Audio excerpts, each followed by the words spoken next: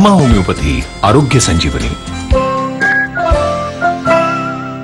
ನಮಸ್ಕಾರ. ನಮ್ಮ ಹೋಮಿಯೋಪತಿ ವಿಶೇಷ ಕಾರ್ಯಕ್ರಮಕ್ಕೆ ನಿಮ್ಮೆಲ್ಲರಿಗೂ ಆತ್ಮೀಯವಾದಂತಹ ಸ್ವಾಗತ ಸುಸ್ವಾಗತ. ವೀಕ್ಷಕರೇ, ನಮ್ಮ ಹೋಮಿಯೋಪತಿಯ 20ಕ್ಕೂ ಹೆಚ್ಚಿನ ಶಾಖೆಗಳು ಮಹಾರಾಷ್ಟ್ರ ಮತ್ತು ಕರ್ನಾಟಕದಲ್ಲಿ ಲಭ್ಯವಿದೆ. ಕರ್ನಾಟಕದ ಬೆಂಗಳೂರಿನಲ್ಲಿ ಜಯನಗರ ಮತ್ತು ಮಲ್ಲೇಶ್ವರಂ ಹಾಗೂ ಮೈಸೂರು, ಹಾಸನ್, ಶಿವಮೊಗ್ಗ, ದಾವಣಗೆರೆ, ಹುಬ್ಳಿ, ಗುಲ್ಬರ್ಗ ಈ ಎಲ್ಲಾ ಕಡೆ ಕ್ಲಿನಿಕ್ಸ್ ಅವೈಲೇಬಲ್ ಇದೆ. ನೀವು ಡಾಕ್ಟರ್ಸ್ ನ ಕನ್ಸಲ್ಟ್ ಮಾಡಬೇಕಾದಲ್ಲಿ ಸ್ಕ್ರೀನ್ ಮೇಲೆ ಬರ್ತಿರುವಂತಹ ನಮ್ಮ ಟೆಲಿಫೋನ್ ನಂಬರ್ಗೆ ಕಾಲ್ ಮಾಡಿ ಡಾಕ್ಟರ್ಸ್ ಅಪಾಯಿಂಟ್ಮೆಂಟ್ ನ ಪಡ್ಕೊಬಹುದು. ಇವತ್ತಿನ ಕಾರ್ಯಕ್ರಮದಲ್ಲಿ ಆರ್ಥರೈಟಿಸ್ ಬಗ್ಗೆ ಮಾತನಾಡೋದಕ್ಕೆ ಡಾಕ್ಟರ್ ವಿಂದು ಅವರು ನಮ್ಮೊಟ್ಟಿಗಿದ್ದಾರೆ. ಬನ್ನಿ ಅವರನ್ನ ಕಾರ್ಯಕ್ರಮಕ್ಕೆ ಸ್ವಾಗತಿಸೋಣ.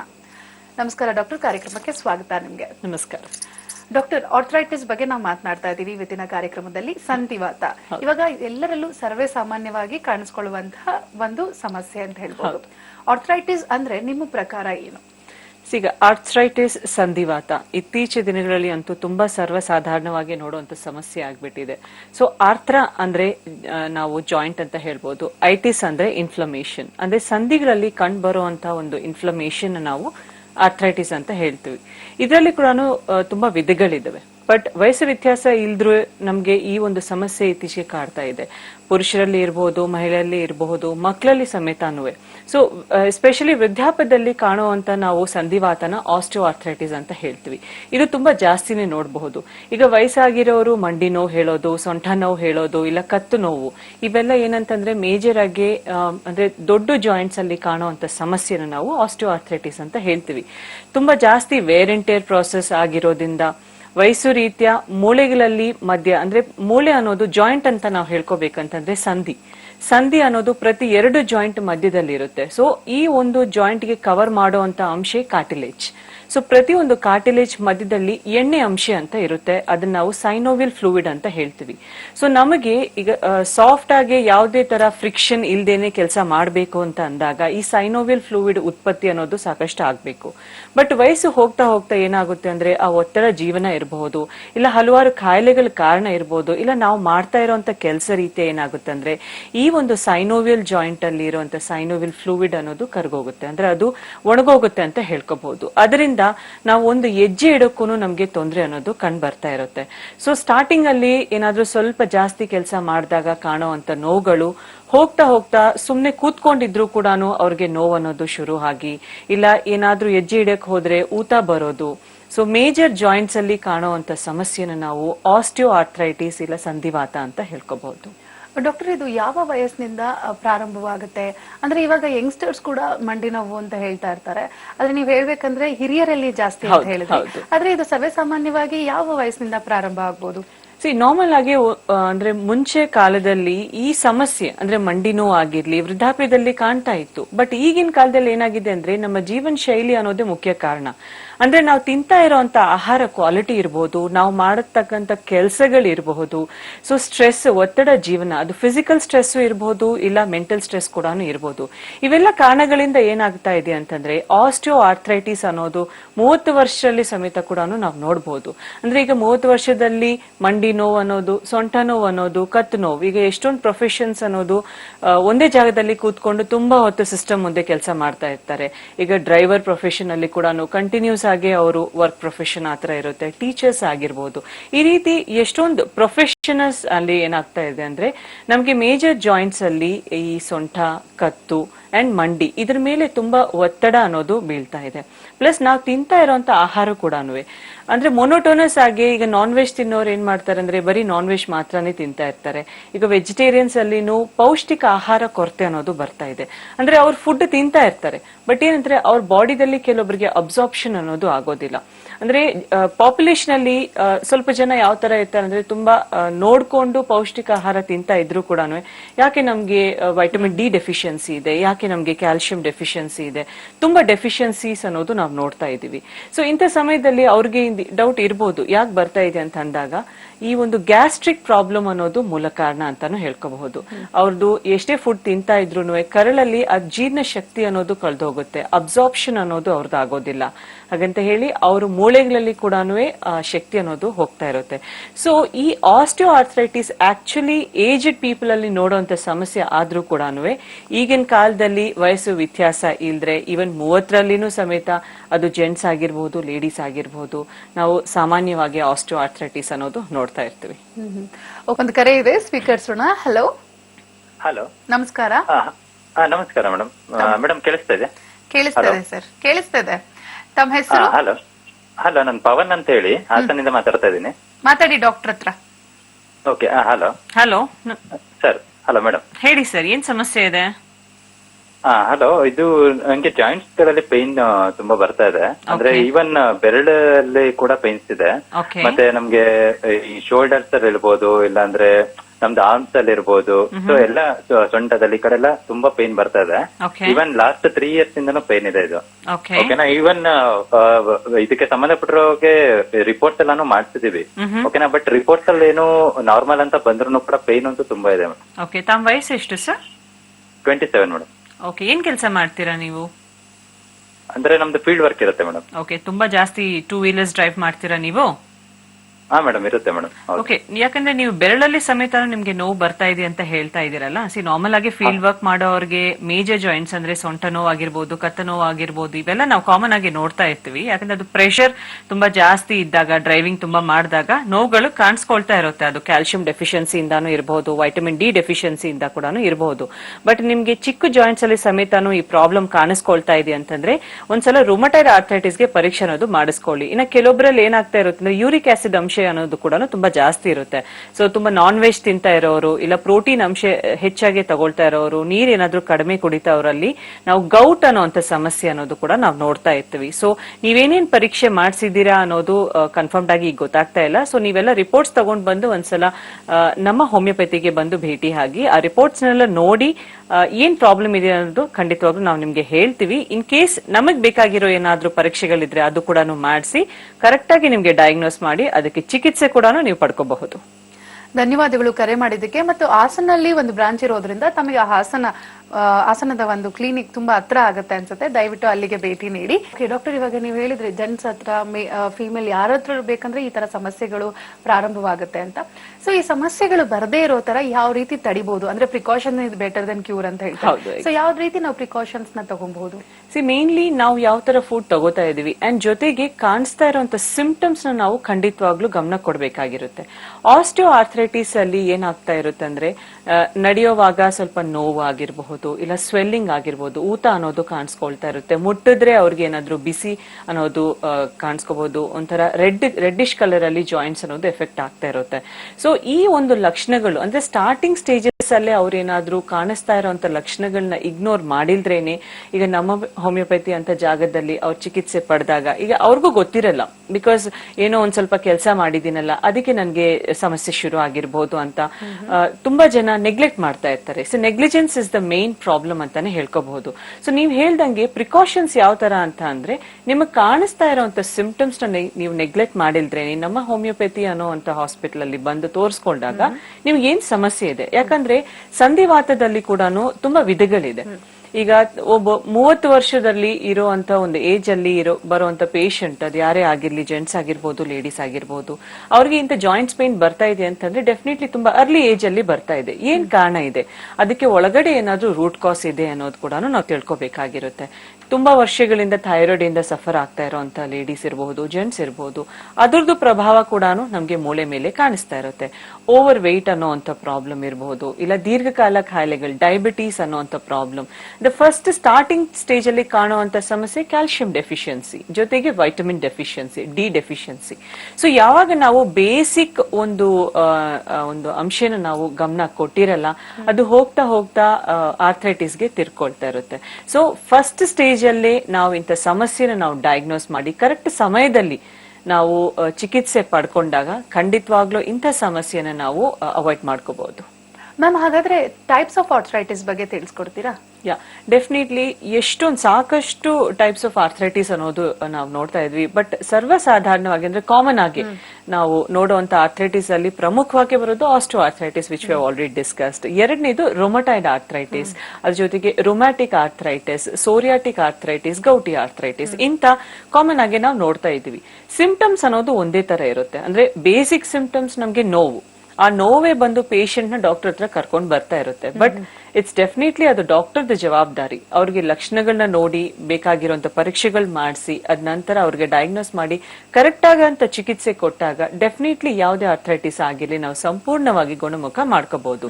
ಸೊ ಇಂಥದ್ರಲ್ಲಿ ರೊಮಟೈಡ್ ಆರ್ಥ್ರೈಟಿಸ್ ಬಗ್ಗೆ ಹೇಳ್ಕೋಬೇಕಂತಂದ್ರೆ ಅದು ಯಾವ ಏಜ್ ಗ್ರೂಪ್ ಅಲ್ಲಿ ಕೂಡ ಬರ್ಬೋದು. ಮಕ್ಕಳ ಸಮೇತಾನು ಆ ಜುವೆನೈಲ್ ಆರ್ಥ್ರೈಟಿಸ್ ರೊಮಟೈಡ್ ಆರ್ಥ್ರೈಟಿಸ್ ರೂಪಕ್ಕೆ ನಾವು ನೋಡಬಹುದು. ಅದು ಏಜ್ ಫ್ಯಾಕ್ಟರ್ ಅಲ್ಲಿ ಇಲ್ಲ ಮಿಡಲ್ ಏಜ್ ಅಲ್ಲಿ ಲೇಡೀಸ್ ಆಗಿರ್ಲಿ ಜೆಂಟ್ಸ್ ಆಗಿರ್ಲಿ. ಬಟ್ ಅಫ್ಕೋರ್ಸ್ ಲೇಡೀಸ್ ಅಲ್ಲಿ ರೊಮಟೈಡ್ ಆರ್ಥ್ರೈಟಿಸ್ ಅನ್ನೋದು ನಾವು ಹೆಚ್ಚಾಗಿ ನೋಡ್ತಾ ಇರ್ತೀವಿ. ರೊಮಟೈಡ್ ಆರ್ಥ್ರೈಟಿಸ್ ಅಲ್ಲಿ ಏನಾಗುತ್ತೆ ಅಂದ್ರೆ ಮೇನ್ಲಿ ಚಿಕ್ಕ ಜಾಯಿಂಟ್ಸ್ ಅಲ್ಲಿ ಅಂದ್ರೆ ನಿಮ್ಮ ಬೆರಳಲ್ಲಿ ಇರಬಹುದು ಇಲ್ಲ ಕಾಲ್ ಬೆರಳಲ್ಲಿ ಇರಬಹುದು. ಸೊ ಬೆಳಗ್ಗೆ ಅವ್ರು ಎದ್ದೇಳುವಾಗ ಒಂದು ನೋವಿಂದ ಅವ್ರು ತಡ್ಕೊಳಕ್ಕೆ ಆಗೋದಿಲ್ಲ, ಈ ಬೆರಳು ಅನ್ನೋದು ಮಡ್ಚಕ್ ಆಗೋದಿಲ್ಲ. ಜೊತೆಗೆ ಈ ಚಿಕ್ಕ ಜಾಯಿಂಟ್ಸ್ ಅಲ್ಲಿ ಕೂಡ ನಾವು ಊತ ಅನ್ನೋದು ನೋಡ್ತಾ ಇರ್ತೀವಿ, ಡಿಫಾರ್ಮಿಟಿ ಅನ್ನೋದು ನಾವು ನೋಡ್ತಾ ಇರ್ತೀವಿ. ಇದು ಮೇನ್ ಕಾರಣ ಏನಂತಂದ್ರೆ ನಿಮಗೆ ಉಪಕಾರ ಮಾಡಬೇಕಾಗಿರುವಂತ ಒಂದು ರೋಗ ನಿರೋಧಕ ಶಕ್ತಿ ನಿಮ್ಮ ಬಾಡಿನೇ ಡ್ಯಾಮೇಜ್ ಮಾಡಕ್ಕೆ ಶುರು ಮಾಡ್ತಾ ಇರುತ್ತೆ. ಸೊ ಕಾರ್ಟಿಲೇಜ್ ನ ಡ್ಯಾಮೇಜ್ ಮಾಡುತ್ತೆ. ಸೊ ನಾನು ಮುಂಚೆನೆ ಹೇಳಿದೆ ಸೈನೋವಿಲ್ ಫ್ಲೂಯಿಡ್ ಬಂದ್ಬಿಟ್ಟು ಈ ಕಾರ್ಟಿಲೇಜ್ ಅನ್ನೋ ಅಂಶ ಅನ್ನೋದು ಉತ್ಪತ್ತಿ ಮಾಡ್ತಾ ಇರುತ್ತೆ. ಸೊ ನಮ್ಮ ರೋಗ ನಿರೋಧಕ ಶಕ್ತಿ ಆ ಕಾರ್ಟಿಲೇಜ್ ನ ಡ್ಯಾಮೇಜ್ ಮಾಡಿದಾಗ ಖಂಡಿತವಾಗ್ಲೂ ಈ ಸೈನೋವಿಲ್ ಕೊರತೆ ಅನ್ನೋದು ನಮಗ್ ಕಂಡು ಬಂದು ಸ್ವೆಲ್ಲಿಂಗ್ ಆಗಿರ್ಲಿ ಊತ ಅನ್ನೋದು ಬರುತ್ತೆ. ಎಸ್ಪೆಷಲಿ ಚಳಿಗಾಲದಲ್ಲಿ ಅವ್ರಿಗೆ ಜಾಯಿಂಟ್ಸ್ ಗಳನ್ನೋದು ಮಡ್ಚಕ್ ಆಗೋದಿಲ್ಲ. ಸೊ ಈ ಒಂದು ಆರ್ಥ್ರೈಟಿಸ್ ನ ನಾವು ರೊಮಟೈಡ್ ಆರ್ಥ್ರೈಟಿಸ್ ಅಂತ ಹೇಳ್ಕೋಬಹುದು. ಇದು ಲಕ್ಷಣಗಳನ್ನ ನೋಡಿ ಮಾತ್ರ ನಾವು ಹೇಳಕ್ಕೆ ಸಾಧ್ಯತೆ ಆಗೋದಿಲ್ಲ. ಖಂಡಿತವಾಗ್ಲೂ ನಾವು ರಕ್ತ ಪರೀಕ್ಷೆ ಅನ್ನೋದು ಮಾಡಬೇಕು. ಅಂದ್ರೆ ರೊಮಟೈಡ್ ಆರ್ಥ್ರೈಟಿಸ್ ಕೆಲವೊಬ್ಬರಲ್ಲಿ ರೊಮಟೈಡ್ ಆರ್ಥ್ರೈಟಿಸ್ ಅನ್ನೋದು ನೆಗೆಟಿವ್ ಬರ್ತಾ ಇರುತ್ತೆ. ಬಟ್ ಲಕ್ಷಣಗಳೆಲ್ಲ ನೋಡಿದಾಗ ಅವ್ರಿಗೆ ರೊಮಟೈಡ್ ಆರ್ಥ್ರೈಟಿಸ್ ತರಾನೇ ಕಾಣ್ತಾ ಇರುತ್ತೆ. ಸೊ ಇದನ್ನ ನಾವು ಸೀರೋ ನೆಗೆಟಿವ್ ಆರ್ಥ್ರೈಟಿಸ್ ಅಂತ ಹೇಳ್ತೀವಿ. ಸೊ ಈ ರೊಮಟೈಡ್ ಆರ್ಥ್ರೈಟಿಸ್ ಅನ್ನೋದು ನಾನು ಹೇಳ್ದಂಗೆ ಯಾವ ವಯಸ್ಸಲ್ಲಿ ಕೂಡ ಬರ್ಬೋದು. ಸೊ ಮಕ್ಕಳಲ್ಲಿ ಸಮೇತಾನು ನಿಮ್ಗೆ ಏನಾದ್ರೂ ಜಾಯಿಂಟ್ಸ್ ಪೇನ್ ಕಾಣಿಸ್ಕೊಳ್ತಾ ಇದ್ರೆ ಆ ಟೈಮ್ಗೆ ನೀವು ಖಂಡಿತವಾಗ್ಲೂ ನಮ್ಮ ಹೋಮಿಯೋಪತಿ ಅನ್ನೋಂಥ ಡಾಕ್ಟರ್ನ ನೀವು ಭೇಟಿ ಆಗ್ಬಿಟ್ಟು ಕರೆಕ್ಟ್ ಟೈಮ್ಗೆ ಡಯಾಗ್ನೋಸ್ ಮಾಡಿ ಅದಕ್ಕೆ ಚಿಕಿತ್ಸೆ ಪಡ್ಕೊಂಡ್ರೆ ನಿಮ್ಮ ಡಿಫಾರ್ಮಿಟಿ, ಯಾಕಂದ್ರೆ ರೊಮಟೈಡ್ ಆರ್ಥ್ರೈಟಿಸ್ ಪ್ರೋಗ್ರೆಸಿವ್ ಡಿಸೀಸ್ ಅಂತ ಹೇಳ್ಬೋದು. ಅದು ನೀವೇನೇ ಮಾಡಿಲ್ಲ ಅಂದ್ರೂ ಅದು ಕ್ರಮೇಣವಾಗಿ ನಿಮ್ಮ ಜಾಯಿಂಟ್ಸ್ ನ ಡ್ಯಾಮೇಜ್ ಮಾಡ್ಕೊಂಡು ಹೋಗ್ತಾ ಇರುತ್ತೆ. ಸೊ ಅಂಥದ್ರಲ್ಲಿ ನಾವು ಈ ಒಂದು ನಮ್ಮ ಹೋಮಿಯೋಪತಿ ಚಿಕಿತ್ಸೆಯಿಂದ ರೊಮಟೈಡ್ ಆರ್ಥ್ರೈಟಿಸ್ ನ ಸಮೇತನು ನಾವು ಗುಣಪಡಿಸ್ಕೋಬಹುದು. ಈಗ ಮತ್ತೊಂದು ಕರೆ ಇದೆ, ಸ್ವೀಕರಿಸೋಣ. ಹಲೋ ಹಲೋ, ನಮಸ್ತೆ ಮೇಡಮ್. ನಮಸ್ಕಾರ. ಕೋಲಾರಿಂದ ಮಾತಾಡ್ತಾ ಇರೋದು ಶಿಲ್ಪಾ ಅಂತ ಹೇಳಿ. ಶಿಲ್ಪಾ ಅವರೇ ಮಾತಾಡಿ, ಮೇಡಮ್ ಇದ್ದಾರೆ. ಹಲೋ ಮೇಡಮ್ ನಮಸ್ಕಾರ. ನಮಸ್ತೆ ಅಮ್ಮ, ಹೇಳಿ ಶಿಲ್ಪಾ ಅವರೇ. ಹಾ ಮೇಡಮ್, ನನಗೆ ಒಂದು 6 ತಿಂಗಳಿಂದ ಮೇಡಮ್ ಜಾಯಿಂಟ್ ಪೇನ್ ಬರ್ತಾ ಇದೆ. ನನಗೆ ವಯಸ್ಸು ಬಂದು 30. ನನಗೆ ಚಿಕನ್ ಗುನ್ಯಾ ಬಂದಿತ್ತು ಮೇಡಮ್, ಜ್ವರ. ಓಕೆ, ಯಾವಾಗ ಬಂದಿತ್ತಮ್ಮ? ಬಂದು ಒಂದು 7-8 ತಿಂಗಳಾಯ್ತು ಮೇಡಮ್. 8 ಮಂತ್ ಆಯ್ತು. ಬಟ್ ಅದು ಜ್ವರ ಬಂದಂದ್ರೆ ಅದು ಪೇನ್ ಎಲ್ಲ ಕಡಿಮೆ ಆಗಿತ್ತು. ಮತ್ತೆ ಈಗ ರಿಟರ್ನ್ ಅಂದ್ರೆ ಅದು ಟ್ರೀಟ್ಮೆಂಟ್ ಎಲ್ಲ 1 ಮಂತ್ ಎಲ್ಲ ತಗೊಂಡೆ, ಕಡಿಮೆ ಆಯ್ತು. ಮತ್ತೆ ಇವಾಗ ಅದಾದ್ಮೇಲೆ ರಿಪೀಟ್ ಆಗ್ತಾನೆ ಇದೆ. ಬಟ್ ಹಾಸ್ಪಿಟ್ಲಿಗೆ ಹೋಗಿ ಬಂದು ಮಾಡ್ತೀನಿ, ಬರೀ ಪೇನ್ ಕಿಲ್ಲರ್ ಇಂಜೆಕ್ಷನ್ ಟ್ಯಾಬ್ಲೆಟ್ ಕೊಡ್ತಾರೆ. ಅದು ಮೆಡಿಸಿನ್ಸ್ ಇರೋವರೆಗೂ ಏನ್ ಅನ್ಸಲ್ಲ ಮೇಡಮ್. ಬಟ್ ಇತ್ತೀಚೆಗೆ ಅಂದ್ರೆ ತುಂಬಾ ಸ್ಟಾರ್ಟ್ ಆಗುತ್ತೆ. ಅಂದ್ರೆ ಮೆಡಿಸಿನ್ಸ್ ತಗೊಂಡ್ರು ನಮ್ಗೆ ಕಡಿಮೆ ಆಗ್ತಾ ಇಲ್ಲ. ಹಾಗಾಗಿ ತುಂಬಾ ಪೇನ್ಸ್ ಬರ್ತಾ ಇದೆ ಮ್ಯಾಮ್. ಓಕೆ, ನಾರ್ಮಲ್ ಆಗಿ ನಾವು ಸ್ಟಾರ್ಟಿಂಗ್ ಅಲ್ಲಿ ಪೇನ್ ಇದ್ದಾಗ ನೋವಿನ ಮಾತ್ರೆಗಳು ತಿಂದಾಗ ಆರಾಮಾಗಿ ಅನ್ಸುತ್ತಮ್ಮ. ಬಟ್ ಹೋಗ್ತಾ ಹೋಗ್ತಾ ನೋವಿನ ಮಾತ್ರೆ ಕೂಡ ಕೆಲಸ ಮಾಡೋದಿಲ್ಲ. ಸೊ ನೀವ್ ಹೇಳ್ದಂಗೆ 8 ತಿಂಗಳಾಗಿದೆಯಲ್ಲ ನಿಮ್ಗೆ ಚಿಕನ್ ಗುನ್ಯಾ ಬಂದು. ನಾರ್ಮಲ್ ಆಗಿ ಚಿಕನ್ ಗುನ್ಯಾ ಬರೀ ಜ್ವರ ಮಾತ್ರನೇ ಅಲ್ಲ, ಅದ್ರ ಜೊತೆಗೆ ಜಾಯಿಂಟ್ಸ್ ಪೇನ್ ಕೂಡ ಎಫೆಕ್ಟ್ ಆಗ್ತಾ ಇರುತ್ತೆ. ಸೊ ಆ ಒಂದು ಚಿಕನ್ ಗುನ್ಯಾ ಬಂದ್ಬಿಟ್ಟು ಇನ್ಫೆಕ್ಟಿವ್ ಆರ್ಥ್ರೈಟಿಸ್ ಗೆ ತಿರ್ಕೊಳ್ತಾ ಇರುತ್ತೆ. ಸೊ ಮೋಸ್ಟ್ಲಿ ಚಿಕನ್ ಗುನ್ಯಾ ಬಂದ್ ಹೋಗಿದ ನಂತರನು ನಮ್ಗೆ ಸಂಧಿಗಳಲ್ಲಿ ಏನಾದ್ರೂ ಎಫೆಕ್ಟ್ ಆಗಿರಬಹುದು. ಆ ಒಂದು ಇನ್ಫೆಕ್ಟಿವ್ ಆರ್ಥ್ರೈಟಿಸ್ ಸಮಸ್ಯೆ ಅನ್ನೋದು ನಿಮ್ಗೆ ಕಾಡ್ತಾ ಇರ್ಬೋದಮ್ಮ. ಬರೀ ನೋವಿನ ಮಾತ್ರೆಗಳಾಗಿರ್ಬೋದು ಇಲ್ಲ ಇಂಜೆಕ್ಷನ್ ತಗೊಂಡ್ರೆ ಡೆಫಿನೆಟ್ಲಿ ನೀವೇ ಹೇಳಿದೀರಾ ಅದು ತಾತ್ಕಾಲಿಕವಾಗಿ ಮಾತ್ರ ನನಗೆ ನೋವು ಕಡಿಮೆ ಆಗಿದೆ, ಬಟ್ ಈಗಲೂ ಕೂಡ ಸಮಸ್ಯೆ ಬರ್ತಾ ಇದೆ ಅಂತ ಹೇಳಿ. ಯಾವುದೇ ತರ ಅಡ್ಡ ಪರಿಣಾಮ ಇಲ್ಲದೆ ಈ ಒಂದು ಪರ್ಮನೆಂಟ್ ಸೊಲ್ಯೂಷನ್ಗೋಸ್ಕರ ಇಂಥ ಇನ್ಫೆಕ್ಟಿವ್ ಆರ್ಥ್ರೈಟಿಸ್ಗೆ ಖಂಡಿತವಾಗ್ಲೂ ನೀವು ಹತ್ರದಲ್ಲಿರುವಂತ ಒಂದು ನಮ್ಮ ಹೋಮಿಯೋಪತಿ ಶಾಖೆಗೆ ಭೇಟಿಯಾಗಿಮ್ಮ. ಏನಾದ್ರೂ ಪರೀಕ್ಷೆಗಳು ಮಾಡಿಸೋ ಅವಶ್ಯಕತೆ ಇದ್ರೆ ಅದನ್ನ ಮಾಡಿಸ್ಬಿಟ್ಟು, ಇಲ್ಲ ಕೆಲವೊಬ್ಬರಿಗೆ calcium deficiency, vitamin D deficiency, ಇಲ್ಲ ಕೆಲವೊಂದು ಮೂಳೆಗಳು ಅನ್ನೋದು ಕೂಡ ಸೌದೋಗಿರುತ್ತೆ ಚಿಕನ್ ಗುನ್ಯಾ ನಂತರ. ಅದು ಏನ್ ಪ್ರಾಬ್ಲಮ್ ಆಗಿದೆ ಅಂತ ಕರೆಕ್ಟ್ ಆಗಿ ನಿಮ್ಗೆ ತಿಳಿಸ್ತಾರೆ. ಅದ ನಂತರ ಅದಕ್ಕೆ ಪರೀಕ್ಷೆ ಮಾಡಿಸ್ಬಿಟ್ಟು ಚಿಕಿತ್ಸೆ ಕೂಡ ನೀವು ಪಡ್ಕೋಬಹುದಮ್ಮ. ಧನ್ಯವಾದಗಳು ಶಿಲ್ಪಾ ಅವರೇ ಕರೆ ಮಾಡಿದ್ದಕ್ಕೆ. ಈಗ ನಮ್ಮ ಹೋಮಿಯೋಪತಿನಲ್ಲಿ ಯಾವ ರೀತಿ ಟ್ರೀಟ್ಮೆಂಟ್ಸ್ ಅವೈಲೇಬಲ್ ಇದೆ, ಮುಖ್ಯವಾಗಿ ಆರ್ಥ್ರೈಟಿಸ್ ಪ್ರಾಬ್ಲಮ್ ಅವ್ರಿಗೆ? It's A specialised kind of treatment ಅಂತಾನೆ ಹೇಳ್ಕೋಬಹುದು. ಸೊ ಇದು ಮೇನ್ಲಿ ಏನಂತಂದ್ರೆ ಹೋಮಿಯೋಪತಿ ಅನ್ನೋದು ಸಮಸ್ಯೆ ಬೇರಿಂದ ನಾವು ಸಾಲ್ವ್ ಮಾಡ್ಕೊಂಡು ಬರ್ತೀವಿ. ಈಗ ಒಬ್ರು ಜನರಲ್ ಆಗಿ ನಾವು ತಗೊಳ್ಳೋಣ, ಈಗ ಜಾಯಿಂಟ್ಸ್ ಪೇನ್ ಇದ್ದಾಗ ಏನ್ ಮಾಡ್ತಾರೆ, ಜನರಲ್ ಆಗಿ ಒಂದು ಡಾಕ್ಟರ್ನ ಭೇಟಿ ಆದಾಗ ನೋವಿನ ಮಾತ್ರೆ ತಿಂತಾರೆ, ಇಲ್ಲ ಕ್ಯಾಲ್ಸಿಯಂ ಮಾತ್ರೆ ಸ್ವಲ್ಪ ದಿವಸ ತಗೋತಾರೆ, ವೈಟಮಿನ್ ಡಿ ಡೆಫಿಷಿಯನ್ಸಿ ಇದ್ರೆ ಅದನ್ನ ಟ್ಯಾಬ್ಲೆಟ್ಸ್ ತಗೋತಾ ಇರ್ತಾರೆ. ಈ ತರ ತಗೊಂಡಾಗ ಏನಾಗುತ್ತೆ ಅಂದ್ರೆ ಅವ್ರ ಸಮಸ್ಯೆ ಅನ್ನೋದು ತಾತ್ಕಾಲಿಕವಾಗಿ ಮಾತ್ರನೇ ಕಡಿಮೆ ಆಗುತ್ತೆ. ಬಟ್ ಒಳಗಡೆ ಏನಾದ್ರೂ ಕಾಯಿಲೆ ಇದ್ದಾಗ, ಫಾರ್ ಎಕ್ಸಾಂಪಲ್ ಅವ್ರಿಗೆ ಏನಾದ್ರು ರೊಮಟೈಡ್ ಆರ್ಥ್ರೈಟಿಸ್ ಇದ್ರೆ, ಈಗ ಗೌಟಿ ಆರ್ಥ್ರೈಟಿಸ್ ಅದು ನಾವು ತಗೊಳ್ತಾ ಇರೋಂಥ ಫುಡ್ ತಕ್ಕಂಗೆ ಕಾಣಿಸುವಂತ ಮೆಟಬಾಲಿಕ್ ಡಿಸಾರ್ಡರ್. ಸೊ ನಾವು ರೂಟ್ ಕಾಸ್ ಅನ್ನೋದು ಅದಕ್ಕೆ ಗೊತ್ತಾಗ್ಲಿಲ್ಲ ಅಂತಂದ್ರೆ ಡೆಫಿನೆಟ್ಲಿ ನೋವು ಮಾತ್ರನೇ ಕಡಿಮೆ ಮಾಡ್ಕೊಂಡು ಹೋಗ್ತೀವಿ, ಬಟ್ ಕಾಯಿಲೆ ಏನಾಗುತ್ತೆ ಅಂದ್ರೆ ಮುಂದಕ್ಕೆ ಹೋಗ್ತಾ ಇರುತ್ತೆ. ಸೊ ಆ ಸಮಯದಲ್ಲಿ ಜಾಯಿಂಟ್ಸ್ ಎಲ್ಲ ಡಿಫಾರ್ಮ್ಡ್ ಆಗಿ ಅವರು ಟೋಟಲ್ ಆಗಿ ಬೆಡ್ ರಿಡನ್ ಆಗುವಂತ ಪರಿಸ್ಥಿತಿಗೂ ಸಮಸ್ಯೆ ಒಂದೊಂದ್ಸತಿ ಬರ್ತಾ ಇರುತ್ತೆ. ಸೊ ಈ ನಮ್ಮ ಹೋಮಿಯೋಪತಿನಲ್ಲಿ ನಾವು ಕೊಡುವಂತ ಚಿಕಿತ್ಸೆ ಸ್ಪೆಸಿಫಿಕ್ ಆಗಿ ಇಂಡಿವಿಜುವಲ್ ಕಾನ್ಸ್ಟಿಟ್ಯೂಷನಲ್ ಟ್ರೀಟ್ಮೆಂಟ್ ಅಂತ ಹೇಳ್ಕೋಬಹುದು. ಪ್ರತಿಯೊಬ್ಬರು ಮನುಷ್ಯರು ಸೇಮ್ ಆಗೋ ಸಾಧ್ಯತೆ ಇಲ್ಲ, ಅವ್ರವ್ರ ಕಾನ್ಸ್ಟಿಟ್ಯೂಷನ್ ಡಿಫ್ರೆಂಟ್ ಆಗಿರುತ್ತೆ. ಈಗ ಇದೇ ರೊಮಟೈಡ್ ಆರ್ಥ್ರೈಟಿಸ್ ಒಬ್ಬರಿಗೆ ಯಾವುದೇ ತರ ಸಮಸ್ಯೆ ಕೊಡಲ್ಲ, ಅಂದ್ರೆ ಅವ್ರಿಗೆ ರೊಮಟೈಡ್ ಆರ್ಥ್ರೈಟಿಸ್ ಪಾಸಿಟಿವ್ ಇರುತ್ತೆ, ಬಟ್ ತುಂಬಾ ವರ್ಷಗಳು ತಗೊಳುತ್ತೆ ಅದು ಡ್ಯಾಮೇಜ್ ಆಗೋದಿಕ್ಕೆ. ಬಟ್ ಕೆಲವೊಬ್ಬರಿಗೆ ಏನಾಗುತ್ತೆ, ತುಂಬಾ ಬೇಗ ಅದು ಸ್ಪ್ರೆಡ್ ಆಗಿ ಡ್ಯಾಮೇಜ್ ಅನ್ನೋದು ಜಾಸ್ತಿ ಆಗ್ಬೋದು. ಸೊ ಇಂಥ ಸಮಯದಲ್ಲಿ ಕಾನ್ಸ್ಟಿಟ್ಯೂಷನಲ್ ಇಂಡಿವಿಜುವಲ್ ಟ್ರೀಟ್ಮೆಂಟ್ ಅನ್ನೋದು ನಾವು ಕೊಡಬೇಕಾಗಿರುತ್ತೆ. ಆ ಒಂದು ಅಂದ್ರೆ ಇದು ಸ್ವಲ್ಪ ಲಾಂಗ್ ಪ್ರೊಸೆಸ್ ಅನ್ನೋದಕ್ಕಿಂತನೂ ಕಾಯಿಲೆಗೆ ಅವ್ರಿಗೆ ಸ್ವಲ್ಪ ಗ್ರಾಜುವಲ್ ಆಗಿ ಪ್ರೋಗ್ರೆಸ್ ಕೊಟ್ಕೊಂಡು ಆ ರೂಟ್ ಕಾಸ್ ಟ್ರೀಟ್ಮೆಂಟ್ ನ ನಾವು ಸಾಲ್ವ್ ಮಾಡಿದಾಗ ಇಂಥ ಕಾಯಿಲೆಗಳನ್ನ ನಾವು ಗುಣಪಡಿಸ್ಕೋಬಹುದು. ಓಕೆ ಡಾಕ್ಟರ್, ಇವಾಗ ಟ್ರೀಟ್ಮೆಂಟ್ ಬಗ್ಗೆ ನಾವು ಮಾತನಾಡ್ತಾ ಇದ್ವಿ. ಇವಾಗ ಯೂಶಲಿ ಒಬ್ಬರಿಗೆ ಒಂದಲ್ಲ ಎರಡಲ್ಲ ಮಲ್ಟಿಪಲ್ ಕಾಯಿಲೆಗಳಿರುತ್ತೆ. ಸೊ ನೀವು ಅವಾಗಲೇ ಸ್ತ್ರೀಯರ ಬಗ್ಗೆ ಮಾತಾಡ್ಬೇಕಂದ್ರೆ PCOD ಪ್ರಾಬ್ಲಮ್ ಅಂತ ಹೇಳಿದ್ರಿ, ಓವರ್ ವೇಟ್ ಪ್ರಾಬ್ಲಮ್ಸ್ ಅಂತ ಹೇಳಿದ್ರಿ, ಅಂಡ್ ಜೊತೆಗೆ ಇವಾಗ ರೆಗ್ಯುಲರ್ ಆಗಿ ಡಯಾಬಿಟಿಸ್ ಮತ್ತೆ BP ಕಾಮನ್ ಆಗಿದೆ. ಸೊ ಈ ಟ್ರೀಟ್ಮೆಂಟ್ಸ್ ಜೊತೆಗೆ ನೆಕ್ಸ್ಟ್ ಅಡಿಷನಲ್ ಆಗಿ ಈ ಟ್ರೀಟ್ಮೆಂಟ್ಸ್ ನ ತಗೊಳ್ಬಹುದಾ?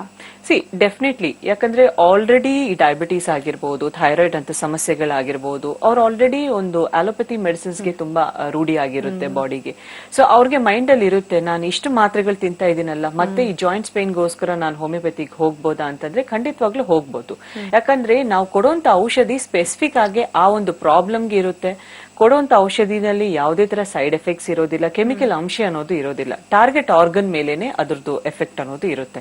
ಸೊ ಆಲ್ರೆಡಿ ತಗೊಳ್ತಾ ಇರೋಂತ ಔಷಧಿ ಜೊತೆಗೇನೆ ಒಂದು ಹಾಫ್ ಅನ್ ಅವರ್ ಗ್ಯಾಪ್ ಅಲ್ಲಿ ಖಂಡಿತವಾಗ್ಲೂ ನಮ್ಮ ಹೋಮಿಯೋಪತಿನಲ್ಲಿ ಕೊಡುವಂತ ಔಷಧಿ ಕೂಡ ಅವ್ರು ಯೂಸ್ ಮಾಡ್ಕೋಬಹುದು. ಅಂಡ್ ಇಟ್ಸ್ ಜಸ್ಟ್ ಮಿತ್, ಅಂದ್ರೆ ನಾವು ಇಷ್ಟು ಅಲೋಪತಿ ಮೆಡಿಸಿನ್ ತಗೊಂಡ್ಮೇಲೆ ಬೇರೆ ಯಾವುದೇ ಔಷಧಿ ತಗೋಬಾರ್ದಂತ ಏನಿಲ್ಲ.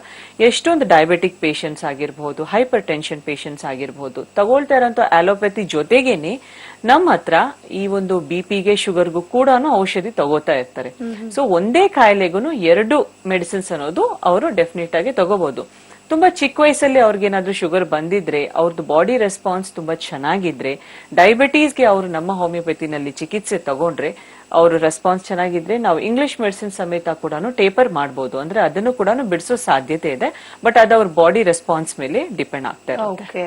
ಇನ್ನು ನಾವು ಆರ್ಥ್ರೈಟಿಸ್ ನ ಏನಾದ್ರು ನೆಗ್ಲೆಕ್ಟ್ ಮಾಡಿದ್ರೆ ಅದ್ರ ಕಾಂಪ್ಲಿಕೇಶನ್ಸ್ ಏನಾಗಬಹುದು? ಪ್ರತಿ ಒಂದು ಕಾಯಿಲೆಗೂ ಖಂಡಿತವಾಗ್ಲೂ ಕಾಂಪ್ಲಿಕೇಶನ್ಸ್ ಇದ್ದೇ ಇರುತ್ತೆ. ಅದು ಚಿಕ್ಕ ಕೋಲ್ಡೇ ತಗೊಳ್ಳಿ, ಕೋಲ್ಡ್ ಏನಾದ್ರೂ ತುಂಬಾ ಜಾಸ್ತಿ ಆದಾಗ ಅದ್ರದ್ದು ಎಫೆಕ್ಟ್ ನಮ್ಗೆ ಲಂಗ್ಸ್ ಅಲ್ಲಿ ಸಮೇತನೂ ಕಾಣ್ತಾ ಇರುತ್ತೆ.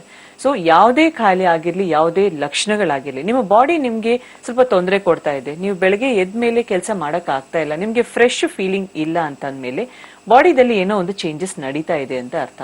ಸೊ ಆ ಸಮಯದಲ್ಲಿ ನೀವು ನೆಗ್ಲೆಕ್ಟ್ ಮಾಡಿದಾಗ ಯಾವುದೇ ಕಾಯಿಲೆ ಆಗಿರ್ಲಿ ಕಾಂಪ್ಲಿಕೇಟ್ ಆಗ್ತಾ ಇರುತ್ತೆ. ಸೊ ಅಂತದ್ರಲ್ಲಿ ನಮ್ಮ ಮೇನ್, ನಾವು ಈಗ ನಡಿಬೇಕು, ಕೂತ್ಕೋಬೇಕು, ಏನೇ ಮಾಡ್ಬೇಕಂದ್ರೂ ನಮ್ಮ ಜಾಯಿಂಟ್ಸ್ ಅನ್ನೋದು ಹೆಲ್ದಿ ಆಗಿರ್ಬೇಕು. ಸೊ ಆ ಒಂದು ಜಾಯಿಂಟ್ಸ್ ನಾವು ಹೆಲ್ದಿಯಾಗಿ ಮೇಂಟೈನ್ ಮಾಡಿಲ್ಲ ಅಂತಂದ್ರೆ ಕಾಂಪ್ಲಿಕೇಟ್ ಆಗಿ ನಾವು ಕ್ರಿಪಲ್ಡ್ ಆಗ್ಬಿಟ್ಟು ಈವನ್ ಬೆಡ್ ರಿಡನ್ ಆಗೋ ಪರಿಸ್ಥಿತಿ ಅನ್ನೋದು ಬರ್ತಾ ಇರುತ್ತೆ. So that is a reason ಅದು ರೊಮಟೈಡ್ ಆರ್ಥ್ರೈಟಿಸ್ ಆಗಿರ್ಲಿ, ಆಸ್ಟಿಯೋ ಆರ್ಥ್ರೈಟಿಸ್ ಆಗಿರ್ಲಿ, ಪ್ರತಿ ಒಂದು ಮೂಳೆ ಸಮಸ್ಯೆಗೆ ಸರ್ಜರಿ ಒಂದೇ ಪರಿಹಾರ ಅಲ್ಲ. ಯಾಕಂದ್ರೆ ಆ ಕಾಲ ಹೋಗಿದೆ. ಈಗ ಏನೇ ಬಂದ್ರೂ ಕೂಡ ಬರೀ ಸರ್ಜರಿನೇ ಇದಕ್ಕೆ ಪರಿಹಾರ ಅಂತ ಹೇಳಿ, ಈಗ ಲಂಬಾರ್ ಸ್ಪಾಂಡ್ಲೋಸಿಸ್ ಅನ್ನುವಂತ ಡಿಸ್ಕ್ ಪ್ರಾಬ್ಲಮ್ ಇರಬಹುದು, ಇಲ್ಲ ಆಸ್ಟಿಯೋ ಆರ್ಥ್ರೈಟಿಸ್ ಅಲ್ಲಿ ನೀ ಪ್ರಾಬ್ಲಮ್ ಇರಬಹುದು. ಎಷ್ಟೊಂದ್ ಜನ ಸ್ವಲ್ಪ ಪ್ರಾಬ್ಲಮ್ ಆದ್ರೂ ನೀ ರಿಪ್ಲೇಸ್ಮೆಂಟ್ಸ್ ಮಾಡ್ಕೋತಾ ಇರ್ತಾರೆ. ಸೊ ಅದಕ್ಕೆ ಒಂದು ಸರ್ಜರಿ ಅನ್ನೋದೇ ಒಂದು ಪರಿಹಾರ ಇಲ್ಲ. ಸರ್ಜರಿ ಇಲ್ಲದೆ ಕೂಡ ಕಾಂಪ್ಲಿಕೇಶನ್ಸ್ ನ ತಡೆಗಟ್ಟು ಅಂತ ಟ್ರೀಟ್ಮೆಂಟ್ ಖಂಡಿತವಾಗ್ಲೂ ನಿಮ್ಗೆ ನಮ್ಮ ಹೋಮಿಯೋಪತಿನಲ್ಲಿ ಸಿಗುತ್ತೆ. ಓಕೆ ಡಾಕ್ಟರ್, ಆರ್ಥ್ರೈಟಿಸ್ ಬಗ್ಗೆ ಜನ ಇನ್ನ ಹೆಚ್ಚಿನ ಮಾಹಿತಿಯನ್ನ ತಿಳ್ಕೊಬೇಕಾದ್ರೆ ಯಾವ್ದ್ರ ಬಗ್ಗೆ ನೀವು ತಿಳಿಸ್ಕೊಡ್ತೀರಾ? ಆಸ್ಟಿಯೋ ಆರ್ಥ್ರೈಟಿಸ್ ಆಗಿರ್ಲಿ ಇಲ್ಲ ರೊಮಟೈಡ್ ಆರ್ಥ್ರೈಟಿಸ್ ಆಗಿರ್ಲಿ, these are the most common arthritis ನಾವು ನೋಡ್ತಾ ಇರ್ತೀವಿ. ಸೊ ಟೈಮ್ಲಿ ಡಯಾಗ್ನೋಸಿಸ್ ಅನ್ನೋದು ತುಂಬಾ ಮುಖ್ಯವಾಗಿರುತ್ತೆ. ಎಷ್ಟೊಂದು ಜನ ರಕ್ತ ಪರೀಕ್ಷೆ ಮಾಡಿಸ್ಕೊಳ್ಳಕ್ಕೆ ಹಿಂದೆ ಮುಂದೆ ನೋಡ್ತಾರೆ. ಇಲ್ಲಪ್ಪ ನಮ್ಗೆ ನೋವಿದೆ, ಡಾಕ್ಟರ್ ಹತ್ರ ಹೋದ್ರೆ ಏನೋ ಒಂದು ಪರೀಕ್ಷೆ ಮಾಡಿಸ್ತಾರೆ, ಪರೀಕ್ಷೆ ಮಾಡಿಸಿದ್ರೆ ನಮ್ಗೆ ಏನೋ ಒಂದು ಕಾಯಿಲೆ ಗೊತ್ತಾಗ್ಬಿಡುತ್ತಲ್ಲ ಅನ್ನೋ ಒಂದು ಟೆನ್ಷನ್ ನಾನು ಸಾಕಷ್ಟು ಜನದಲ್ಲಿ ನೋಡ್ತಾ ಇರ್ತೀನಿ. ಸಮಸ್ಯೆ ಅನ್ನೋದು ನಾವು ಮುಂಚೆನೆ ತಿಳ್ಕೊಂಡ್ರೆ ನಮ್ಗೆ ಏನಾಗುತ್ತೆ ಅಂದ್ರೆ ಕಾಂಪ್ಲಿಕೇಶನ್ಸ್ ಅನ್ನೋದು ಆಗೋದಿಲ್ಲ.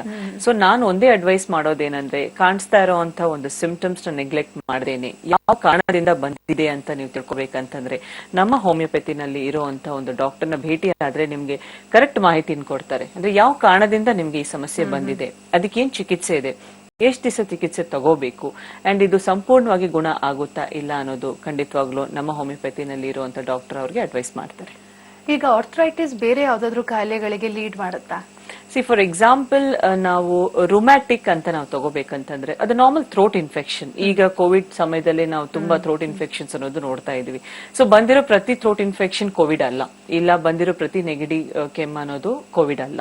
ಸೊ ಸಮ್ಟೈಮ್ಸ್ ಸ್ಟ್ರೆಪ್ಟೋಕಾಕಸ್ ಇನ್ಫೆಕ್ಷನ್ ಅಂತ ಇರಬಹುದು. ಅದೇನಾಗುತ್ತೆ ಅಂದ್ರೆ ಕ್ರಮೇಣವಾಗಿ ಅದ್ರದ್ದು ಎಫೆಕ್ಟ್ ಜಾಯಿಂಟ್ಸ್ ಅಲ್ಲಿನೂ ಬರ್ತಾ ಇರುತ್ತೆ. ಸೊ ರೊಮಟಿಕ್ ಆರ್ಥ್ರೈಟಿಸ್ಗೆ ಅದು ತಿರ್ಕೋಬಹುದು. ಅದ್ ನಂತರ ಏನಾಗುತ್ತೆ ಅಂದ್ರೆ ಆ ಒಂದು ಬ್ಯಾಕ್ಟೀರಿಯಾ ಬಂದ್ಬಿಟ್ಟು ನಿಮ್ ಹಾರ್ಟ್ ಮೇಲೆ ಕೂಡ ಅಂದ್ರೆ ರೊಮ್ಯಾಟಿಕ್ ಫೀವರ್ ಜೊತೆಗೆ ಥ್ರೋಟ್ ಇನ್ಫೆಕ್ಷನ್ ಬಂದಾಗ ಕಾಂಪ್ಲಿಕೇಶನ್ಸ್ ಬಂದ್ಬಿಟ್ಟು ಅವ್ರಿಗೆ romantic arthritis and romantic heart complaint ಅನ್ನೋದು ಕೂಡ ಡೆವಲಪ್ ಆಗ್ಬಹುದು. So that is a main reason. ಬೇರೆ ಆರ್ಗನ್ಸ್ ಹೇಳ್ಬೇಕಂತಂದ್ರೆ ಆರ್ಥ್ರೈಟಿಸ್ ಅನ್ನೋದು ಆಟೋ ಇಮ್ಯೂನ್ ಡಿಸೀಸ್ ನಿಮ್ ದೇಹದಲ್ಲಿ ಇದ್ದಾಗ ಆ ಆಟೋ ಇಮ್ಯೂನ್ ಪ್ರಾಬ್ಲಮ್ ಬೇರೆ ಆರ್ಗನ್ಸ್ಗೂ ಕೂಡ ಎಫೆಕ್ಟ್ ಆಗ್ಬಹುದು. ಅಫ್ಕೋರ್ಸ್ ಅದು ಫೇಟಲ್ ಅಂತ ಹೇಳಕ್ ಬರೋದಿಲ್ಲ, ಬಟ್ ರುಮ್ಯಾಟಿಕ್ ಆರ್ಥ್ರೈಟಿಸ್ ಅಂತ ಅಂದ್ರೆ ಡೆಫಿನೆಟ್ಲಿ ಅದರದ್ದು ಎಫೆಕ್ಟ್ ನಿಮ್ಗೆ ಹಾರ್ಟ್ ಮೇಲೆ ಕೂಡ ಇರುತ್ತೆ. ಸೊ ಅಂತದ್ರಲ್ಲಿ ಇರುವಂತ ಜಾಯಿಂಟ್ಸ್ ಪೇನ್ ಡೆಫಿನೆಟ್ಲಿ ರುಮ್ಯಾಟಿಕ್ ಇದೆನಾ ಇಲ್ಲ ಅನ್ನೋದು ನೀವು ತಿಳ್ಕೊಬೇಕಾಗಿರುತ್ತೆ. ಇಲ್ಲ ಅಂತಂದ್ರೆ it can be fatal also. ಒಂದ್ ಕಾಲ್ ಇದೆ, ಸ್ವೀಕರಿಸೋಣ. ಹಲೋ ಹಲೋ, ನಮಸ್ತೆ, ತಮ್ಮ ಹೆಸರು? ನನ್ನ ಹೆಸರು ಹರಿಪ್ರಸಾದ್ ಅಂತ.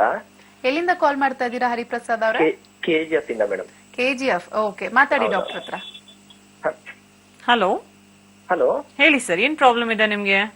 ಏನಿಲ್ಲ, ನನಗೆ ತುಂಬಾ ವರ್ಷಗಳಿಂದ ಸೋರಿಯೋಸಿಸ್ ಪ್ರಾಬ್ಲಮ್ ಇತ್ತು ಆಕ್ಚುಲಿ. ಓಕೆ, ಅದಕ್ಕೆ ಟ್ರೀಟ್ಮೆಂಟ್ ಮಾಡ್ತಿದ್ದೀನಿ, ಅದು ವಾಸಿ ಆಗ್ತಿಲ್ಲ. ಅದ್ರ ಜೊತೆಗೆ ಈಗ ಜಾಯಿಂಟ್ ಪೇನ್ಸ್ ಕಾಣಿಸ್ಕೊಂತಿದೆ. ಡಾಕ್ಟರ್ಸ್ ಹೇಳ್ತಿದ್ದಾರೆ ಈ ಸ್ಕಿನ್ ಪ್ರಾಬ್ಲಮ್ ಇಂದಾನೆ ಅದು ಕೂಡ ಪ್ರಾಬ್ಲಮ್ ಬರ್ತಿದೆ ಅಂತ. ಅದು ಹೇಗೆ ಮೇಡಮ್? ತಮ್ಮ ವಯಸ್ಸು ಎಷ್ಟು ಸರ್? ನನ್ಗೆ ಇವಾಗ 33 ಆಗಿದೆ ಮೇಡಮ್. ಏನ್ ಕೆಲಸ ಮಾಡ್ತೀರಾ?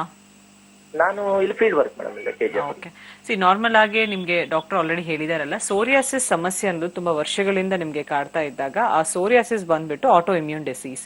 ಸೊ ಅದೇ ಆಟೋ ಇಮ್ಯೂನ್ ಡಿಸೀಸ್ ಏನಾದ್ರೂ ತುಂಬಾ ಜಾಸ್ತಿ ಇಂಗ್ಲಿಷ್ ಮೆಡಿಸಿನ್ಸ್ ಎಲ್ಲ ನಾವು ತಗೊಂಡಾಗ ಆ ಸೋರಿಯಾಸಿಸ್ ಸಪ್ರೆಸ್ ಆಗಿ ನಿಮ್ಗೆ ಸಂಧಿಗಳಲ್ಲಿ ಕಾಣಿಸ್ಕೊಳ್ಳುವಂತ ಸಮಸ್ಯೆನ ನಾವು ಸೋರಿಯಾಟಿಕ್ ಆರ್ಥ್ರೈಟಿಸ್ ಅಂತ ಹೇಳ್ತಾ ಇರ್ತೀವಿ. ಸೊ ಅದರಿಂದ ನಿಮ್ಗೆ ಈ ಸೋರಿಯಾಟಿಕ್ ಆರ್ಥ್ರೈಟಿಸ್ ಅನ್ನುವಂಥ ಸಮಸ್ಯೆ ಅನ್ನೋದು ಬಂದಿರಬಹುದು. ಸೊ ನಾವು ನಾರ್ಮಲ್ ಆಗಿ ಜಾಯಿಂಟ್ಸ್ ಪೇನ್ ಇದ್ದಾಗ ಅದಕ್ಕೆ ಬೇರೆ ಡಾಕ್ಟರ್, ಸ್ಕಿನ್ ಪ್ರಾಬ್ಲಮ್ಗೆ ಬೇರೆ ಡಾಕ್ಟರ್ ನೋಡಿದಾಗ ಏನಾಗುತ್ತೆ ಅಂದ್ರೆ ಕರೆಕ್ಟ್ ಆಗಿ ಆ ಟ್ರೀಟ್ಮೆಂಟ್ ಅನ್ನೋದು ಹೋಗೋದಿಲ್ಲ. ಸೊ ಹೋಮಿಯೋಪತಿನಲ್ಲಿ ಸಮಸ್ಯೆಗೆ ಮೂಲ ಕಾರಣ ಅನ್ನೋದು ನಾವು ತಿಳ್ಕೊತಾ ಇರ್ತೀವಿ. ಸೊ ಹಾಗಾಗಿ ನೀವೇನ್ ಮಾಡಿ ಅಂತಂದ್ರೆ ಹತ್ರದಲ್ಲಿರುವಂತ ನಮ್ಮ ಹೋಮಿಯೋಪತಿ ಶಾಖೆಗೆ ಅನ್ನೋದು ಭೇಟಿ ಆಗಿ ಸೋರಿಯಾಸಿಸ್ ಮಾತ್ರನೇ ಅಲ್ಲ, ಸೋರಿಯಾಸಿಸ್ ಇಂದ ಬಂದಿರುವಂತ ಸೋರಿಯಾಟಿಕ್ ಆರ್ಥ್ರೈಟಿಸ್ ಕೂಡ ಸ್ವಲ್ಪ ಟೈಮ್ ತಗೋಬಹುದು, ಬಟ್ ಯಾವುದೇ ತರ ಅಡ್ಡ ಪರಿಣಾಮ ಇಲ್ದೇನೆ ನಿಮ್ಗೆ ಕಂಪ್ಲೀಟ್ ಆಗಿ ಸಮಸ್ಯೆ ಅನ್ನೋದು ಗುಣಮುಖ ಆಗುತ್ತೆ.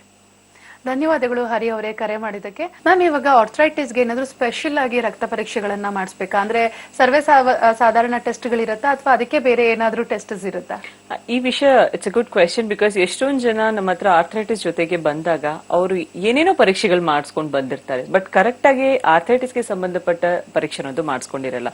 ಅಂದ್ರೆ ವಿಟಮಿನ್ ಡಿ ಕಡಿಮೆ ಇದೆನಾ, ಕ್ಯಾಲ್ಸಿಯಂ ಕಡಿಮೆ ಇದೆನಾ, ಅಫ್ಕೋರ್ಸ್ ಇದು ಬೇಸಿಕ್. ಬಟ್ ನಿಮ್ಗೆ ಎಷ್ಟೊಂದು ವರ್ಷಗಳಿಂದ ಈ ಸಮಸ್ಯೆ ಇದೆ ಅಂತ ಗೊತ್ತಾಗ ಕೆಲವೊಂದು ಇಂಪಾರ್ಟೆಂಟ್ ಪರೀಕ್ಷೆಗಳಿರುತ್ತೆ. ಫಾರ್ ಎಕ್ಸಾಂಪಲ್ ಆಸ್ಟಿಯೋ ಆರ್ಥ್ರೈಟಿಸ್ಗೆ ಎಕ್ಸ್ರೇದಲ್ಲಿ ನಮ್ಗೆ ಗೊತ್ತಾಗಬಹುದು, ಬಟ್ ಅದು ಇನ್ನೂ ಜಾಸ್ತಿ ಡಿಜನರೇಟ್ ಆಗಿದೆ ಅಂತಂದ್ರೆ MRI ಅನ್ನೋದು ಅವಶ್ಯಕತೆ ಬರುತ್ತೆ. ಬಟ್ ರುಮಟೈಡ್ ಆರ್ಥ್ರೈಟಿಸ್ ಅನ್ನೋಂಥ ಸಮಸ್ಯೆದಲ್ಲಿ ನಮ್ಗೆ RA ಫ್ಯಾಕ್ಟರ್ ಮಾಡಿಸಬಹುದು, CRP ಪ್ರೋಟೀನ್ ಅಂತ ಪರೀಕ್ಷೆಗಳು ಇರುತ್ತೆ, ಅದ್ರ ಜೊತೆಗೆ CCP ಅಂತ ಪರೀಕ್ಷೆಗಳು ಇರಬಹುದು. ಈ ರೀತಿ ನಾವು ಪರೀಕ್ಷೆಗಳು ಮಾಡಿದಾಗ ಏನಾದ್ರೆ ಸ್ಪೆಸಿಫಿಕ್ ಆಗಿ ಆ ಕಾಯಿಲೆ ಇದೆನಾ ಇಲ್ಲ ಅನ್ನೋದು ನಾವು ನಮ್ಗೆ ಗೊತ್ತಾಗ್ತಾ ಇರುತ್ತೆ. ಸೊ ಇನ್ನೂ ಪರೀಕ್ಷೆಗಳಂದ್ರೆ ಫಾರ್ ಎಕ್ಸಾಂಪಲ್ MRI, ಈಗ ಅವ್ರಿಗೆ ನೀ ಪೇನ್ ಇದೆ ಅಂತ ಅಂದಾಗ ಪರ್ಟಿಕ್ಯುಲರ್ ಆಗಿ ಎಷ್ಟು ಮಟ್ಟಿಗೆ ಅವ್ರಿಗೆ ಡ್ಯಾಮೇಜ್ ಆಗಿದೆ, ಏನಾದ್ರೂ ಮೂಳೆಗಳು ತುಂಬಾ ಜಾಸ್ತಿ ಸೌದಿದೆನಾ, ಆಸ್ಟಿಯೋಪೋರೋಟಿಕ್ ಸಿಂಪ್ಟಮ್ಸ್ ಏನಾದ್ರೂ ಇದೆನಾ.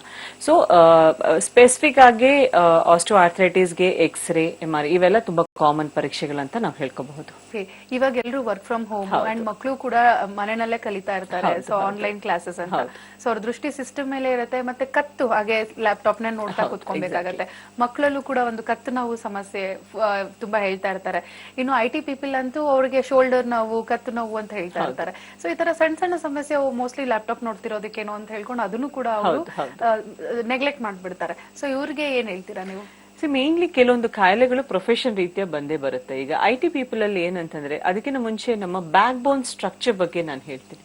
ನಮ್ಮ ಬ್ಯಾಕ್ ಬೋನ್ ಅನ್ನೋದು ಈ ಹೆಸರಲ್ಲಿ ಗೊತ್ತಾಗುತ್ತೆ, ಇಟ್ಸ್ ವೆರಿ ಇಂಪಾರ್ಟೆಂಟ್. ಯಾಕಂದ್ರೆ ನಮ್ಮ ಪೋಸ್ಚರ್ ಅನ್ನೋದು ಕರೆಕ್ಟ್ ಆಗಿ ಮೇಂಟೈನ್ ಬೇಕಾಗಿದೆ ಅಂತಂದ್ರೆ ಅದಕ್ಕೆ ಸಪೋರ್ಟ್ ಕೊಡೋದೇ ಬ್ಯಾಕ್ ಬೋನ್.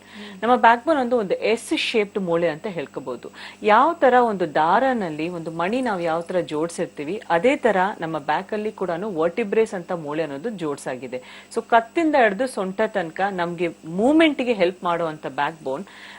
ವೆಯ್ಟ್ ನ ಏನಾದ್ರೂ ಸ್ವಲ್ಪ ಜಾಸ್ತಿ ನಾವು ಬೇರ್ ಮಾಡಿದ್ರೆ, ಫಾರ್ ಎಕ್ಸಾಂಪಲ್ ನೀವು ಹೇಳ್ದಂಗೆ IT ಸೆಕ್ಟರ್ ಅಲ್ಲಿ ಕಂಟಿನ್ಯೂಸ್ ಆಗಿ 16 hours 18 hours ಅವ್ರು ಕೂತ್ಕೊಂಡು ಕೆಲಸ ಮಾಡ್ತಾ ಇರ್ತಾರೆ. ಸೊ ಅದಕ್ಕೆ ಕಂಟಿನ್ಯೂಸ್ ಆಗಿ ಕೂತಾಗ ಏನಾಗುತ್ತೆ ಅಂದ್ರೆ ಕತ್ತಲ್ಲಿ ಒಂದು ಪ್ರೆಷರ್ ಅನ್ನೋದು ಬಿಲ್ಟ್ ಆಗ್ತಾ ಇರುತ್ತೆ. ಆಲ್ರೆಡಿ ಅವರು ತಗೋತಾ ಇರುವಂತ ಆಹಾರ ಕ್ರಮೇಣ ಇರ್ಬೋದು, ವೆಯ್ಟ್ ಕ್ರಮೇಣ ಇರ್ಬೋದು, ಕಾಯಿಲೆ ಕ್ರಮೇಣ ಇರ್ಬೋದು, ಇದರಿಂದ ಮೂಳೆಗಳು ಸ್ವಲ್ಪ ವೀಕೇ ಇರುತ್ತೆ. ಬಟ್ ಅದು ನಾರ್ಮಲ್ ವೇಟ್ ನ ತಡಿಬಹುದು, ಬಟ್ ಇಂಥ ಪ್ರೆಷರ್ ನ ಈ ಒಂದು ಮೂಳೆ ತಡೆಕಾಗೋದಿಲ್ಲ. ಸೊ ಪ್ರತಿ ಒಂದು ಮೂಳೆ ಮಧ್ಯದಲ್ಲಿ ನಮ್ಗೆ ಒಂದು ಕುಷನಿಂಗ್ ಫ್ಯಾಕ್ಟರ್, ಅದನ್ನ ನಾವು ಡಿಸ್ಕ್ ಅಂತ ಹೇಳ್ತೀವಿ, ಪ್ರತಿ ಮೂಳೆ ಮಧ್ಯದಲ್ಲಿ ಇರುತ್ತೆ. ಇದು ಕೂಡ ತುಂಬಾ ಕಾಮನ್ ಆಗಿ ನಾವು ಕೇಳ್ತಾ ಇದೀವಿ, ಡಿಸ್ಕ್ ಪ್ರಾಬ್ಲಮ್ ಅನ್ನೋದು.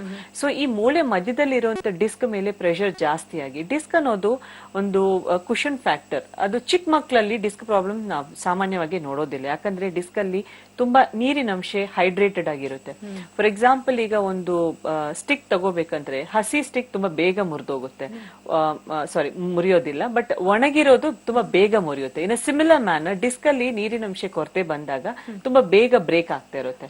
ಸೊ ಇಂತ ಕಂಟಿನ್ಯೂಸ್ ಆಗಿ ಕೂತೋ ಜಾಗದಲ್ಲಿ ಕೂತ್ಕೊಳ್ಳೋವಾಗ ಏನಾಗುತ್ತೆ, ಆ ಪ್ರೆಷರ್ ಬಂದ್ಬಿಟ್ಟು ಡಿಸ್ಕ್ ಮೇಲೆ ಎಫೆಕ್ಟ್ ಬಿದ್ಬಿಟ್ಟು ಪಕ್ಕದಲ್ಲೇ ಇರುವಂತ ನರಗಳ ಮೇಲೆ ಕೂಡ ಅವ್ರಿಗೆ ಬೀಳ್ತಾ ಇರುತ್ತೆ.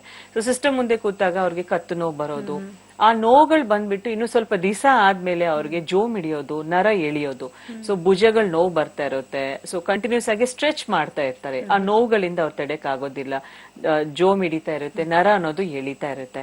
ಸಿಮಿಲರ್ಲಿ ಸೊಂಟದಲ್ಲಿ ಕೂಡ, ಯಾಕಂದ್ರೆ ಕರೆಕ್ಟ್ ಪೋಸ್ಚರ್ ಮೇಂಟೈನ್ ಮಾಡಿರಲ್ಲ, ಕೂತ್ಕೊಂಡೇ ಇರ್ತಾರೆ ಅವರ್ಸ್ ಟುಗೆದರ್. ಅದೇ ತರ ಲಂಬಾರ್ ಏರಿಯಾದಲ್ಲಿ, ಈಗ ಕತ್ತಲ್ಲಿ ಇರೋ ಮೂಳೆನ ನಾವು ಸರ್ವೈಕಲ್ ಅಂತ ಹೇಳ್ತೀವಿ. ಸೊ ಆ ಡಿಸ್ಕ್ ಪ್ರಾಬ್ಲಮ್ ಕತ್ತಲ್ಲಿ ಕಂಡು ಬಂದಾಗ ನಾವು ಸರ್ವೈಕಲ್ ಸ್ಪಾಂಡಿಲೋಸಿಸ್ ಅಂತ ಹೇಳ್ಕೋಬಹುದು. ಸೊಂಟದಲ್ಲಿ ನಮ್ಗೆ ಈ ಒಂದು ಡಿಸ್ಕ್ ಪ್ರಾಬ್ಲಮ್ ಇದ್ದಾಗ ಲಂಬಾರ್ ಸ್ಪಾಂಡಿಲೋಸಿಸ್ ಅಂತ ಹೇಳ್ತೀವಿ. ಸೊ ಕೆಳಗಡೆ ಭಾಗದಲ್ಲಿ ನರಗಳು ತುಂಬಾ ಜಾಸ್ತಿ ಇರುತ್ತೆ, ಸೊ ಅದು ಈ ಒಂದು ಕಾಲ್ಗೆ ಕೂಡ ಸಪ್ಲೈ ಆಗ್ತಾ ಇರುತ್ತೆ. ಸೊ ಯಾವಾಗ ಲಂಬಾರ್ ಅಲ್ಲಿ ಈ ಡಿಸ್ಕ್ ಬಲ್ಜ್ ಆಗ್ಬಿಟ್ಟು ನರದ ಮೇಲೆ ಒತ್ತಡ ಇದ್ದಾಗ ತೊಡೆದಲ್ಲಿ ನೋವು ಬರೋದು, ಕಾಲ್ ಕೂಡ ನೋವು ಬರೋದು, ತೊಡೆದಲ್ಲಿ ಒಂದು ನರ ಎಳ್ದಂಗೆ ಅನ್ಸೋದು, ಜೋಮ್ ಹಿಡಿಯೋದು, ಇವೆಲ್ಲ ಸ್ಪಾಂಡಿಲೋಸಿಸ್ ಲಕ್ಷಣಗಳು. ಅದಕ್ಕೇನೆ ಇಂಥ ಪ್ರೊಫೆಷನಲ್ ಇರೋರು ಸ್ವಲ್ಪ ರಿಲ್ಯಾಕ್ಸ್ ಆಗ್ಬೇಕು, ಆ ಕ್ರಿಯೇಟ್ ಆಗ್ತಾ ಇರೋಂಥ ಪ್ರೆಷರ್ ನ ಅವರು ರಿಲೀಸ್ ಮಾಡ್ಬೇಕಾಗಿರುತ್ತೆ. ಬಟ್ ನಾನ್ ಕೆಲಸ ಮಾಡ್ತಾ ಇದ್ದೀನಿ ಅದಕ್ಕೆ ನನ್ಗೆ ಬಂದಿದೆ ಅಂತ ಕೂಡ ನೆಗ್ಲೆಕ್ಟ್ ಮಾಡಬಾರ್ದು. ಯಾಕಂದ್ರೆ ಡಿಸ್ಕ್ ಬಲ್ಜ್ ತುಂಬಾ ಜಾಸ್ತಿ ಆಯ್ತು, ತುಂಬಾ ಸಿವಿಯರ್ ಕಾಂಪ್ಲಿಕೇಶನ್ಸ್ ಆಯ್ತು ಅಂತಂದ್ರೆ ಪ್ಯಾರಾಲಿಸಿಸ್ ಕೂಡ ಆಗ್ಬೋದು. ಅಂತ ಸಮಯದಲ್ಲಿ ಸರ್ಜರಿಗೆ ಹೋಗ್ಬೇಕಾಗಿರುತ್ತೆ. ಬಟ್ ಇನಿಷಿಯಲ್ ಸಿಂಪ್ಟಮ್ಸ್ ನಮ್ಗೆ ಕಾಣಿಸ್ತಾ ಇರುವಾಗ, ನಮ್ಗೆ ತೊಡೆನಲ್ಲಿ ನೋವು ಬರ್ತಾ ಇದೆ, ಜೋಮ್ ಹಿಡಿತಾ ಇದೆ, ಅದೇ ರೀತಿ ಭುಜಗಳಲ್ಲಿ ಕೂಡ ನಮ್ಗೆ ನೋವು ಬರ್ತಾ ಇದೆ, ಎಳಿತಾ ಇದೆ, ಇಂಥ ಸಿಂಪ್ಟಮ್ಸ್ ಇದ್ದಾಗ ಇನ್ವೆಸ್ಟಿಗೇಷನ್ಸ್ ಅಫ್ಕೋರ್ಸ್ ಮುಖ್ಯವಾಗಿರುತ್ತೆ. MRI ಇಲ್ಲ CT ಸ್ಕ್ಯಾನ್ ಇಲ್ಲ ಎಕ್ಸ್ರೇದಲ್ಲಿ ಕೂಡ ನಮ್ಗೆ ಗೊತ್ತಾಗುತ್ತೆ. ಸೊ ಡಿಸ್ಕ್ ಬಲ್ಜ್ ಏನಾದ್ರೂ ಇನಿಷಿಯಲ್ ಸ್ಟೇಜಸ್ ಅಲ್ಲಿ ಇದ್ದಾಗ ಡೆಫಿನೆಟ್ಲಿ ನಮ್ಮ ಹೋಮಿಯೋಪತಿನಲ್ಲಿ ಪಡುವಂತ ಚಿಕಿತ್ಸೆನೆ ಅವರು ತಗೊಂಡ್ರೆ ಇದನ್ನ ಗುಣಪಡಿಸ್ಕೋಬಹುದು. ಬಟ್ ನಾಟ್ ಓನ್ಲಿ ಟ್ರೀಟ್ಮೆಂಟ್, ಅದ್ರ ಜೊತೆಗೆ ಎಕ್ಸಸೈಸಸ್ ಕೂಡ ತುಂಬಾ ಮುಖ್ಯ. ಯಾಕಂದ್ರೆ ಒಂದು ಭಾಗ ಆರೋಗ್ಯವಾಗಿ ಇರಬೇಕು ಅಂತಂದ್ರೆ ಅದಕ್ಕೆ ಬ್ಲಡ್ ಸಪ್ಲೈ ಸಾಕಷ್ಟು ಇರಬೇಕು, ಕಂಡರಗಳು ಕೂಡ ಸ್ಟ್ರೆಂಥನ್ ಆಗಿರ್ಬೇಕು. ಸೊ ಕಂಟಿನ್ಯೂಸ್ ಆಗಿ ವರ್ಕ್ ಮಾಡೋದಕ್ಕಿಂತ ಸ್ವಲ್ಪ ಬಾಡಿಗೂನು ಸ್ಟ್ರೆಚ್ ಅನ್ನೋದು ಮಾಡಬೇಕು. ಸ್ವಲ್ಪ ಪ್ರೆಷರ್ ನ ರಿಲ್ಯಾಕ್ಸ್ ಮಾಡಿದ್ರೆ ಡೆಫಿನೆಟ್ಲಿ ಕಾಂಪ್ಲಿಕೇಶನ್ಸ್ ಅವಾಯ್ಡ್ ಮಾಡಬಹುದು. ಬಟ್ ಆಲ್ರೆಡಿ ಡಿಸ್ಕ್ ಬಲ್ಜ್ ಆಗಿರೋರು ಡೆಫಿನೆಟ್ಲಿ ನಮ್ಮ ಹೋಮಿಯೋಪತಿಗೆ ಭೇಟಿ ಆಗ್ಬಿಟ್ಟು ಈ ಒಂದು ಲಂಬಾರ್ ಸ್ಪಾಂಡಿಲೋಸಿಸ್ ಆಗ್ಬೋದು, ಇಲ್ಲ ಸರ್ವೈಕಲ್ ಸ್ಪಾಂಡಿಲೋಸಿಸ್ ಆಗ್ಬೋದು, ಅದಕ್ಕೆ ಚಿಕಿತ್ಸೆ ಪಡ್ಕೊಂಡು ನಾವು ಹೇಳಿರೋ ಪ್ರಕಾರ ಎಕ್ಸಸೈಸಸ್ ಆಗಿರ್ಲಿ, ಡೈಟ್ ವಿಧಾನ ಆಗಿರ್ಲಿ, ಇವೆಲ್ಲ ಫಾಲೋ ಮಾಡ್ಕೊಂಡ್ರೆ ಡೆಫಿನೆಟ್ಲಿ ಅವ್ರ ಸಮಸ್ಯೆ ಅನ್ನೋದು ಸಾಲ್ವ್ ಆಗುತ್ತೆ. ಡಾಕ್ಟರ್, ಇಲ್ಲಿವರೆಗೂ ಕಾರ್ಯಕ್ರಮದಲ್ಲಿ ಭಾಗವಹಿಸಿ ಸಾಕಷ್ಟು ವಿಚಾರಗಳನ್ನ ತಿಳಿಸ್ಕೊಟ್ರಿ, ಧನ್ಯವಾದಗಳು. ನಮಗೆ ನಮಸ್ತೆ. ಇದಾಗಿತ್ತು ಇವತ್ತಿನ ನಮ್ಮ ಹೋಮಿಯೋಪತಿ ವಿಶೇಷ ಕಾರ್ಯಕ್ರಮ.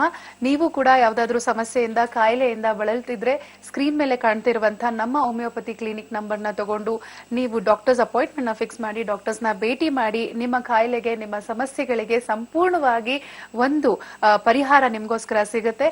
ಮತ್ತೆ ನಿಮ್ಮ ಭೇಟಿ ಮುಂದಿನ ಕಾರ್ಯಕ್ರಮದಲ್ಲಿ. ಅಲ್ಲಿಯವರೆಗೂ ನಮಸ್ಕಾರ. ನಮ್ಮ ಹೋಮಿಯೋಪತಿ ಆರೋಗ್ಯ ಸಂಜೀವನಿ.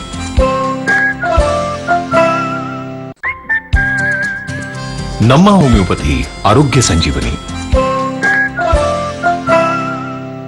ನಮ್ಮ ಹೋಮಿಯೋಪತಿನಲ್ಲಿ ತಕ್ಷಣದ ಪರಿಹಾರ ಕೊಡೋದಿಲ್ಲ.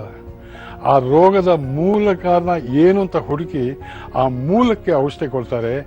ಆ ರೋಗ ಮತ್ತೊಮ್ಮೆ ತನಗೆ ಬರದೇ ಇರೋ ಹಾಗೆ ನಮ್ಮ ಹೋಮಿಯೋಪತಿ ಮಾಡುತ್ತೆ.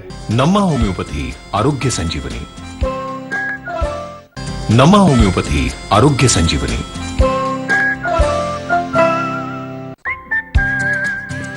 ನಮ್ಮ ಹೋಮಿಯೋಪತಿ ಆರೋಗ್ಯ ಸಂಜೀವನಿ.